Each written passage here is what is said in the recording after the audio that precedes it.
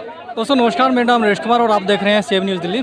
आज हम जंतर मंतर पर मौजूद हैं। आइए आप बात करेंगे मिस्टर जगबीर सिंह चौधरी जी से, राष्ट्रीय सचिव जन सेवा ड्राइवर पार्टी, जो आज जन सेवा यहाँ पर जंतर मंतर पर मौजूद हैं और इन्हीं के द्वारा ये धरना प्रदर्शन भी करवाया जा रहा है। जैसा कि कल वहाँ पर ये धरना प्रदर्शन रखा गया था और 4 बजे उसको शायद समाप्त भी कर दिया गया था, फिर आप लोगों ने ये धरना प्रदर्शन ख़त्म नहीं किया, फिर आज लाके इधर धरना प्रदर्शन चालू कर दिया है। तो क्या इरादा है, ये धरना प्रदर्शन जो है कितना आगे तक जाएगा आपका?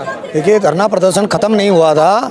सरकार ने जबरदस्ती पुलिस के द्वारा उनको अरेस्ट किया गया था, वहाँ से उनको छुड़वाया गया और धरना तो आज भी चालू है और अनिश्चितकालीन धरना है। जब तक सरकार मांगे नहीं मानती है तब तक ये चालू रहेगा।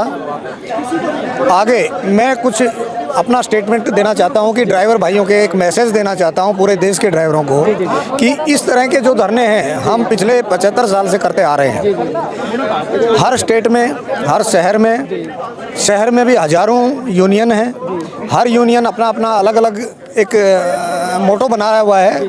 उसमें कुछ जो नेता होते हैं वो आगे आने के लिए या फ़ोटो खिंचाने के लिए या मीडिया में आने के लिए वो इस ड्राइवर, शोषित वर्ग जो ड्राइवर है, जो पूरे देश का। तो सर ये कब तक ये आपका धरना प्रदर्शन खत्म हो जाएगा? मैंने अभी आपको बताया कि धरना प्रदर्शन जब तक सरकार मांगे नहीं मानती है तब तक जारी रहेगा। जी। पूरे दिल्ली प्रदेश में 2 दिन से टैक्सी और ऑटो की काफ़ी दिक्कत हुई है लोगों को। लोगों ने सरकार को अपील भी किया है कि भाई इनकी मांगे मानी जाएं। और वैसे एक जनरली देखा जाए तो आज की तारीख में जितने भी ड्राइवर भाई हैं जो टैक्सी चला करके, ऑटो चला करके अपना जीवन निर्वाह करते हैं, उनका जीवन इस महंगाई के दौर में बहुत ही कठिन हो गया है। बच्चों को अच्छे स्कूल में नहीं पढ़ा पा रहे हैं। टैक्सी में यहाँ तक की है कि अगर टैक्सी के टायर बदलने हों तो भी उनको लोन लेना पड़ता है। इसके लिए सरकार जो है एकदम निष्क्रिय है, चाहे वो केंद्र सरकार हो, चाहे वो कोई भी स्टेट की सरकार हो। इसीलिए जंतर मंतर पे दिल्ली की राजधानी में धरना प्रदर्शन का प्रोग्राम किया गया है। और पूरे देश के, आपकी चैनल के माध्यम से मैं पूरे देश के ड्राइवरों को एक मैसेज देना चाहूँगा कि हम छोटी छोटी यूनियन में ना काम करके एक प्लेटफॉर्म पे आएँ और पूरे देश में एक ही प्लेटफॉर्म का इस्तेमाल करेंगे।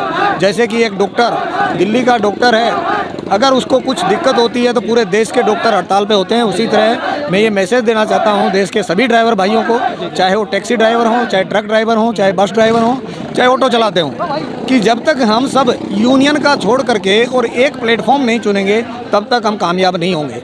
दिल्ली में हड़ताल होती है तो दूसरे स्टेटों में वो चालू होता है। अगर दूसरे स्टेट के किसी शहर में हड़ताल होती है तो उस स्टेट के पूरा दूसरा एक शहर छोड़ करके बाकी पूरा चालू होता है। इसलिए ऐसी जो हम कर रहे हैं, जो छोटी छोटी हड़ताल करते हैं या छोटी छोटी मांगे रख रहे हैं, उससे हमारा कोई निराकरण नहीं आएगा, किसी भी तरह का नहीं आएगा। देश के अंदर लाखों करोड़ों ड्राइवर हैं और अगर जनसंख्या के आधार पर देखा जाए तो जितना पिछले इलेक्शन में बीजेपी को वोट मिला था उतने वोट हमारे ड्राइवर भाइयों के और उनके परिवार के हैं। अगर मैं इनके साथ में इस ट्रेड के लोगों को जोड़ता हूँ, जैसे कि स्पेयर पार्ट है, डेंटर है, पेंटर है, मैकेनिकल है, ट्रांसपोर्टर है, या फिर ट्रेवलर्स है या गाइड्स हैं, ये सब का निर्वाह इसी ऑटो इंडस्ट्रीज़ पे चलता है।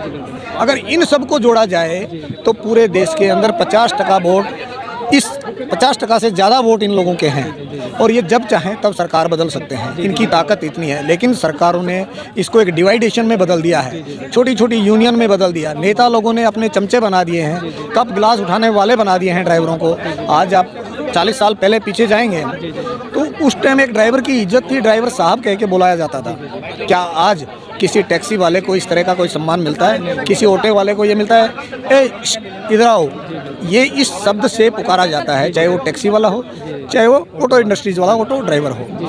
तो इसलिए ये जो समस्याएं हैं, ये इनकी जो समस्याएं हैं, जितने गाड़ी के अंदर पुर्जे लगे हैं, नट बोल्ट लगी हैं, उतनी ही समस्याएं इनकी हैं ड्राइवर की।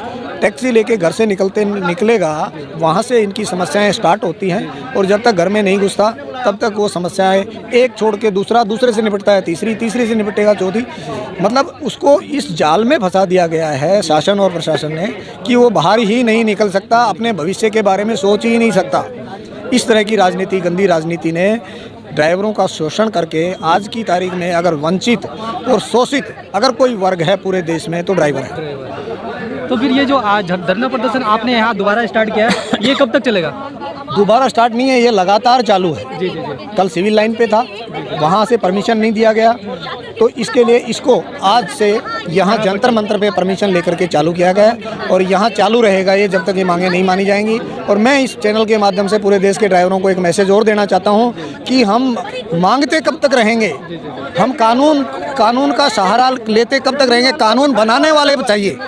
तो हमारे अंदर इतनी ताकत है, इस देश के ड्राइवरों में इतनी ताकत है कि वो कानून बनाने वाले अपने अंदर से वहाँ बिठा सकते हैं अगर एकजुट होकर के। और इलेक्शन में ड्राइवरों को किसी प्लेटफॉर्म के माध्यम से एकजुट होकर के वहाँ खड़ा करके उसको जिता करके संसद में, पार्लियामेंट में वहाँ भेजते हैं तो हमें किसी की मांगने की ज़रूरत नहीं पड़ेगी। आज हम केजरीवाल का हाय हाय कर रहे हैं, मोदी जी का हाय हाय करते हैं, उसकी करने की ज़रूरत नहीं पड़ेगी। हमारे आदमी वो होंगे जहाँ संसद में भी होंगे जो हमारी आवाज़ उठाएंगे, पार्लियामेंट में भी होंगे, विधानसभा में भी होंगे जो हमारी आवाज़ भी उठाएंगे और कानून भी बनाएंगे, तो तभी इस वर्ग का सोल्यूशन निकलेगा। चलिए, बिल्कुल बहुत अच्छी बात है। आपके चालक साथी खुद ही इलेक्शन भी लड़ेंगे और इलेक्शन भी जीतेंगे और देश को भी चलाएंगे।